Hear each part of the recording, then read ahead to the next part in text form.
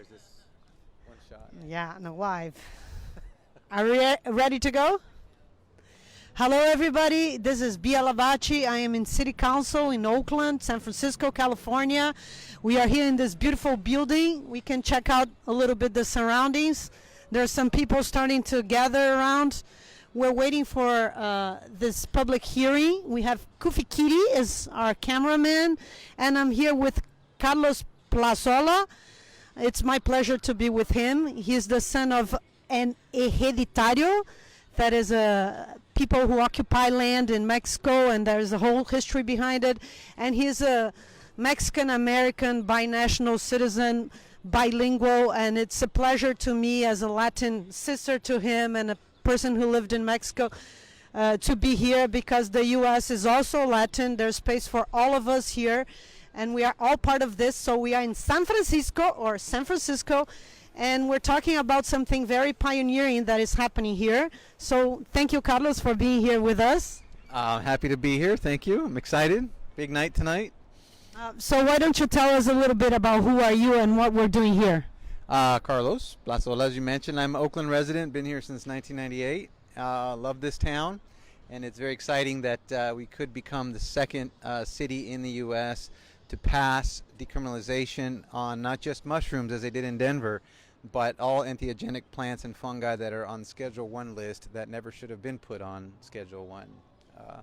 So let's help the regular people out there. You said some funky word, entheogen or entheogen. What the hell is that? Thank you. So these might be plants thought of as psychedelic plants and fungi, mushrooms, ayahuasca, ibogaine, and let's see, I forgot one. What did I forget? Ayahuasca, fungi, and cacti. Cacti, yes, mescaline, peyote. Okay. Yeah. And what about them? What is the proposal that you guys have? So the proposal is that we would decriminalize their use here in Oakland.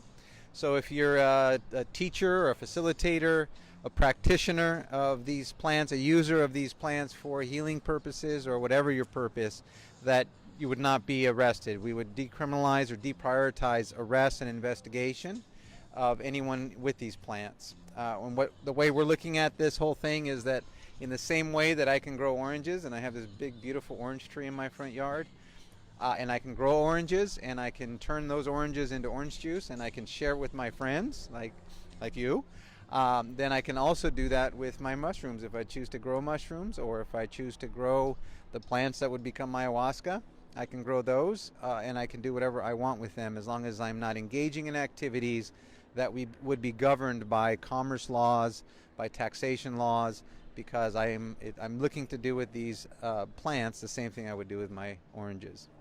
I love the metaphor of nutrition and the comparison to food, because actually we should be comparing psychedelics or drugs much more to food than we normally do. And mushrooms is a great example of that, because mushrooms, they have their nutritious dimensions. They can have their gourmet, entry, and they can be psychedelic drugs, but they also can be some aesthetic pleasure. They fuse medicine, culture, altered states of consciousness, experience in nature. There's a whole group of people in the U.S. that are dedicated to exploring mushrooms and other foods, other plants, if they're foods in the sense that they're foods for our soul, perhaps, as some of famous authors have said, the plants of the gods or plants for the soul. So how did this initiative start? So there was a group of us gathered, and most of the people in the room had been doing this for a long time. I'm somewhat of a newcomer. And we'd gathered together to talk about a facility that we want to build where we can do education and we can do presentations around consciousness and around psychedelic plants. And we all gathered together to discuss the opening of this center. And as we were going around introducing ourselves, I expressed to people that I had worked here at City Council for 7 years, and that if people were interested in passing a resolution, that I'd be happy to help. And for good or bad, I think for actually wonderful, people took me up on it and decided that yes, we wanted to do that here as a local community. So some of those folks included Larry Norris from Erie, and Bob Otis from Sacred Garden Community, Julie Megler from Sage Integrated Health, and other people who really are leaders in the community. I'm just somebody who carries stuff around, and I'm happy to do it. What is your official title in this campaign?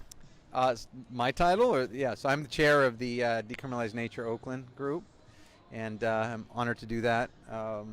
That's my title.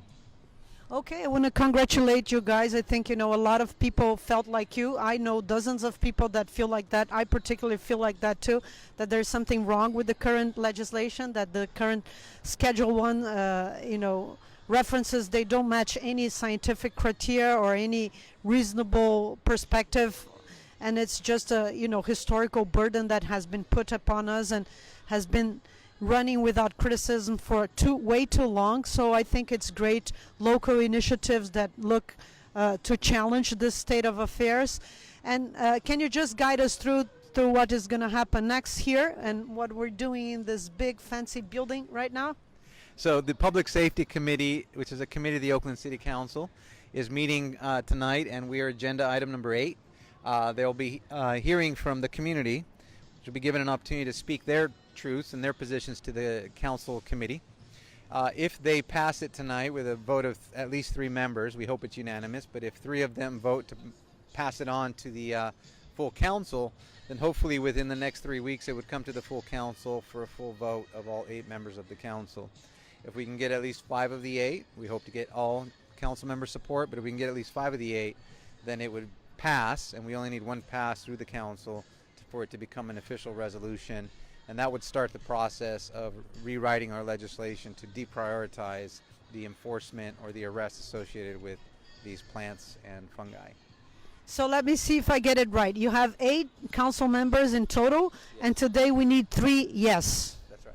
3. So concentrate, keep on tuned. Have you talked to them, or is this a secret? It's a secret, but we've talked to them, and we have a good sense of how things will go, we hope. We're depending on the community to turn out and speak and say their own experience. What I'll say about this council is they are very, very compassionate and intelligent, and they do care. So they really are looking to hear from the community, and then presumably if they're convinced, then we'll get at least 3 votes, but I'm hoping for 4. So if we get 3 today, pass, then you would need 2 extra ones in 3 weeks to make 5 out of 8. Is that it? That's right. That's exactly how it works. And then so it could become really real. Yes, then it's real, and then I think what happens from there is other cities would probably look at what we're doing here, and we'd be very happy to help other cities. So to your listeners and your viewers, I would say reach out to us at decriminalizenature.org, and if you're interested in doing this in your own city, we're interested in helping. We'd love more and more cities and counties to do what we're doing here.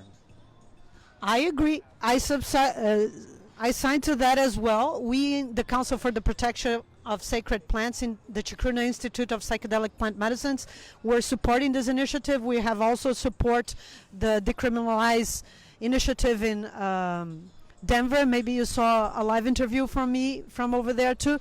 And then in the best case scenario, what's next? What kind of thing do we have to do, and what kind of thing can the public help? So if once we pass this here locally, then the real work starts, and the real work is what you and Larry and Julie and Bob and Kufikiri have been doing for many, many years, which is the real work of educating and informing community. We know that there are a lot of people in the community who know how all of this works. They know how to use these plants for personal healing, but there's many people in the community who need these but don't know how to use them, what they are, how they benefit them, the risks. And so for the next year, what we're saying to council is, at least for the next year, our plan is to partner with them to educate community on safe and responsible use of these plants and fungi. That is wonderful, and that's also what Chacruna is all about. And I would very much like to help and continue giving our support. And I just wonder, I have seen your materials, and I have seen a kind of interest and care with access, equity, diversity. Can you talk a little bit about that? Probably the most important aspect to us, and the reason we're doing this in this way, which is decriminalize all plants and fungi on Schedule 1. The reason we're taking this approach of decriminalizing all of them as opposed to going through the clinical approach is because we want to ensure equitable access to everyone in the community. That you don't have to have good medical insurance or have enough money in the bank that you can get access to clinical experience. We want anyone to be able to have access to these, but we want it to be informed, educated exposure to the plants and fungi. So to that end, it's very important to us that we're getting message out about what that looks like and taking it into communities and actually going into communities with people who can look like the community and speak like the community and translate information in a way that the community will understand, those who've never had experience with these. So before we talk about actually getting access to the materials themselves, we want to make sure that there's access, equitable access to the information, which oftentimes isn't there. Yeah, you mentioned some important topic that also has called people's attention, some kind of maybe divergence or tension between a branch of this movement that would be more supportive of research and the path of clinical trials versus another one that is more down to the ground and, advocacy and change. And I would like to say that all of us support research and support clinical trials. From what I understand, this is not something against or, competing with that, but it's a kind of different approach that is more comprehensive. Is that what you feel? Absolutely. It's more expanded access. It's more inclusive of everybody in society who needs and wants access to these. It's sort of like jobs, or it's access to healthcare, or it's access to information, access to technology. What happens too often is that access is not felt the same between lower income and middle income or wealthier communities. Our intention here is to bring that to light and to ask everyone from all movements in psychedelics to really consider what happens to our lowest income communities that oftentimes have the greatest exposure to trauma. What happens to them under whatever model is being advanced, because we really have to consider all humans, whether they're in low-income communities or high-income communities, and how does everybody get equal access to information, education, and opportunity. Right on. So I guess my last question is, what do you tell people that think that these are really bad hallucinogenic drugs that can drive you crazy, give you psychotic breaks, and make you do crazy things? What do you have to say to them? I say that there is a risk of having problems associated with it. The risk is small, but it gets smaller and smaller as you do more education, more preparation, using yoga, using meditation, having good people that you can rely on, being part of good informed communities that can help you. Bad trips are really just challenging trips where you do confront things internally in your mind that you need to grapple with, and creating a community that you can talk to people, being a part of a community where you can bring that forward and talk to people and discuss it, really is a healing process. And so we're able to mitigate those risks by having access to education, community, people who know how to do this practice, good facilitators, and there are a lot of people doing great work out there that just needs to come to the surface and help us reduce those risks. Okay, people, so just understand, decriminalization is not the same as legalization. You would decriminalize for personal use, and there's a series of other things that would continue to be illegal, correct? Correct. And this is just the beginning of a process. I would like to invite you all to take a little look at the building and maybe wave to us. Larry's a big force behind this movement as well. He's there with Veronica.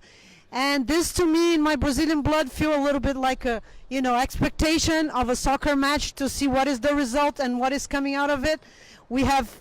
People are starting to walk around, decriminalize T-shirts. People are coming. Keep on tuned. Keep on following. We keep you informed. Big hug, and hope this passes today. Bia Labate, City Council, Oakland. Bye.